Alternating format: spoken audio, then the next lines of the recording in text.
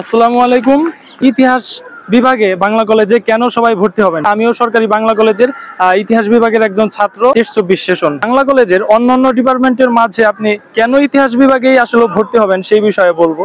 তো আমিও যেহেতু ইতিহাস বিভাগের ছাত্র, আমি যখন ইতিহাস বিভাগে ভর্তি হয়েছি আমারও সেরকম নানান প্রশ্ন ছিল যে আসলে ইতিহাস বিভাগে যে আমি ভর্তি হয়েছি এটা কি আসলেই ভালো সাবজেক্ট কিনা, বা অনেকে আমাকে নানানভাবে আমাকে বিব্রত করেছে। আমার অনেক ফ্যামিলি মেম্বার্স বা বাইরের লোকজন আমাকে বলেছে, যদিও বিষয়টা অনেক হাস্যকর, তারা আমাকে বলেছে যে আরে তুমি তো ইতিহাস বিভাগে ভর্তি হয়েছো, ইতিহাস নিয়ে পড়ে তুমি কি করবা। তারা যখন আমাকে এইরকম ভাবে বলতে থাকলো যে ইতিহাস কোনো সাবজেক্ট না বা এখানে পড়ে তুমি কি করবা, তখন আমি আমার সম্ভবত বিভাগীয় প্রধানের কাছে গিয়েছিলাম। আমার ম্যাম আমাকে বলেছিলেন তোমাকে যারা এই বিষয়ে বলে যে ইতিহাস নিয়ে কি পড়ে কি করবা, তারা আসলে কখনোই চায় না যে তুমি ভালো কিছু করো, তারা সবসময় চায় যে তোমার অবস্থান তাদের নিচে থাকুক। তো তুমি ইতিহাস নিয়ে পড়ো। তো ম্যামের সেই কথাটা আমাকে আজও অনুপ্রাণিত করে। আমি ইতিহাস নিয়ে আজও পড়তেছি, এবং ইতিহাস নিয়ে পড়লে অতীত এবং বর্তমান এবং ভবিষ্যৎ নিয়ে জানা যায়, যেটি কিনা অন্যান্য বিভাগ থেকে জানা যায় না। সো আমি এই জন্য বলবো যারা নবীনরা যারা বাংলা কলেজে আসবেন, ভর্তি হবে, তাদেরকে আমি বলবো যে তোমরা ইতিহাস নিয়ে ভর্তি হও, কারণ ইতিহাস নিয়ে পড়লে তোমরা অতীত বা বর্তমান ভবিষ্যৎ সম্পর্কে যেই সকল তথ্য জানতে পারবে সেগুলো অন্য কোনো বিভাগ থেকে আসলে কখনোই জানতে পারবে না। আর এই ইতিহাস বিভাগে পড়ার আরেকটি সুবিধা হচ্ছে, ইতিহাস বিভাগ থেকে পড়ে বাংলাদেশে যারা বিসিএস পরীক্ষা দেয়, বিসিএস পরীক্ষার অনেকেই কিন্তু এই ইতিহাস পড়ে কিন্তু আসলে ইতিহাস থেকে উত্তীর্ণ হওয়ার সম্ভাবনাটা বেশি।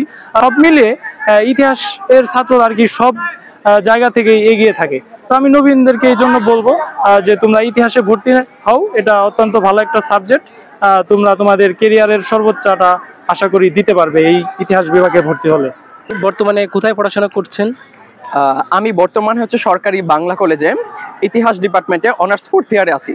বাংলা কলেজ বা অন্যান্য কলেজে এত বিভাগে থাকতে আপনি কেন বাংলা কলেজে ইতিহাস ডিপার্টমেন্টকে বেছে নিয়েছেন?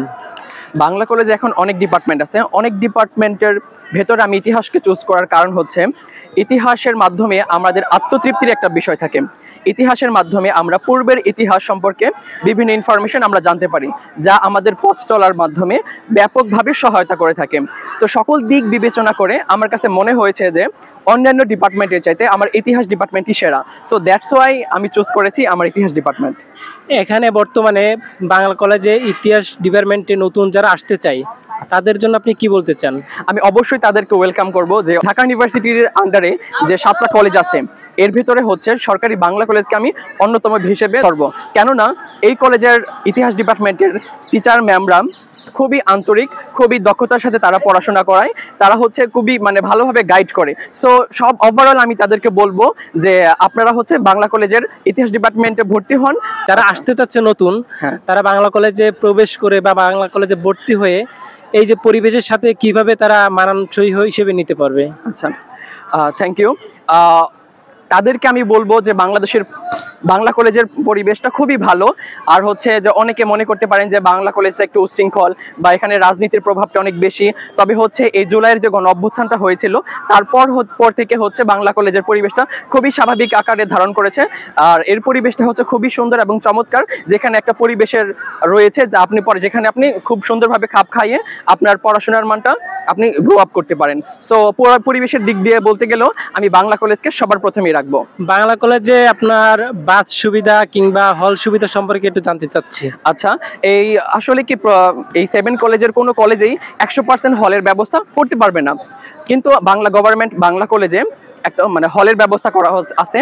তো যারা অনেক দূরে থেকে পড়াশোনা করতে চায় তারা অল্প সংখ্যক কিছু সিট আছে, তারা সেই হলে উঠতে পারে। তবে ফার্স্ট ইয়ারে ভর্তি হওয়ার পরেই যে আপনি হল পাবেন বিষয়টা কিন্তু এমন না।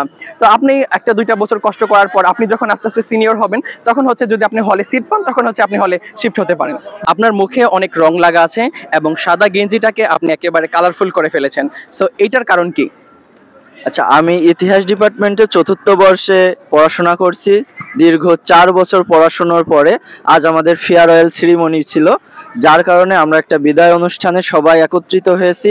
আমরা অনেক নাচ গান অনুষ্ঠান, সাংস্কৃতিক অনুষ্ঠান, গান, কবিতা সকল কিছু এখানে তৈরি করছি। তার মধ্যে আমরা রাখছিলাম এই যে দেখতে পাচ্ছেন সবার নাম লেখা, যে যার এই যে স্যার ম্যামদের সিগনেচার করা, এখানে আমাদের বাংলা কলেজের লোগো, আমরা কিছু রঙের ব্যবস্থা করছি। এইগুলো এই জন্যই করা হয়েছে, যা আমাদের শুধু ইতিহাস ডিপার্টমেন্টে আমরা অনেক এনজয় করছি আজকে। আচ্ছা, ধন্যবাদ ভাই। আচ্ছা, দীর্ঘ 4টা বছর পড়াশোনার পর আজকে যে আপনাদের বিদায় অনুষ্ঠান হলো, তো আপনার অনুভূতি কেমন? অনুভূতি কি বলবো, প্রথমে যখন ফার্স্ট ইয়ারে ভর্তি হয়েছি তখন থেকে স্যার ম্যাম, কিছু বড় ভাই, বড় আপুদের স্নেহ ভালোবাসা পেয়েছি। আস্তে আস্তে আমরাও বড় হয়েছি, এখন আমাদেরও বিদায়ের পালা। আমাদের অনুভূতিটা একটু তো খারাপ লাগেই, তাই না? দীর্ঘ 4 বছর যেহেতু পড়াশোনা করছি। তো ভাইয়ার কাছে যে বিষয়টি প্রশ্ন করব সেটি হচ্ছে, অনেকেই আমাদেরকে প্রশ্ন করে থাকেন যে আসলে ইতিহাস সাবজেক্টটা পড়লে বা ইতিহাস বিভাগ নিয়ে পড়লে বাইরে উচ্চ শিক্ষার জন্য কি যাওয়া যাবে, বা কি ধরনের সুযোগ সুবিধা পাবো ইতিহাস বিভাগ নিয়ে যদি বাইরে যাই। তো এই বিষয়ে ভাইয়ার কাছে প্রশ্ন করব, ভাইয়া যদি এই বিষয়ে কিছু বলেন। আচ্ছা, ইতিহাস সাবজেক্টে যদি আপনি এখানে অনার্স করার পর যদি আপনি মাস্টার্সের জন্য বাইরে যান, তাহলে আপনি ব্যাপকভাবে ফ্যাসিলিটিস পাবেন। ওখানে যদি মানে হায়ার স্টাডির জন্য যখন আপনি বাইরে যাবেন, তখন হচ্ছে বাইরে বিভিন্ন গবেষণা ক্ষেত্রে আপনি সুযোগ পেতে পারেন। আর ওখানে কিন্তু সুযোগ যদি আপনি পান, তাহলে খুব ভালোভাবে কিন্তু আপনি সেখানে লাইফ লিড করতে পারেন। সো আমি সকলকেই বলবো যে ইতিহাসকে চুজ করুন এবং ইতিহাস নিয়ে জীবন করুন।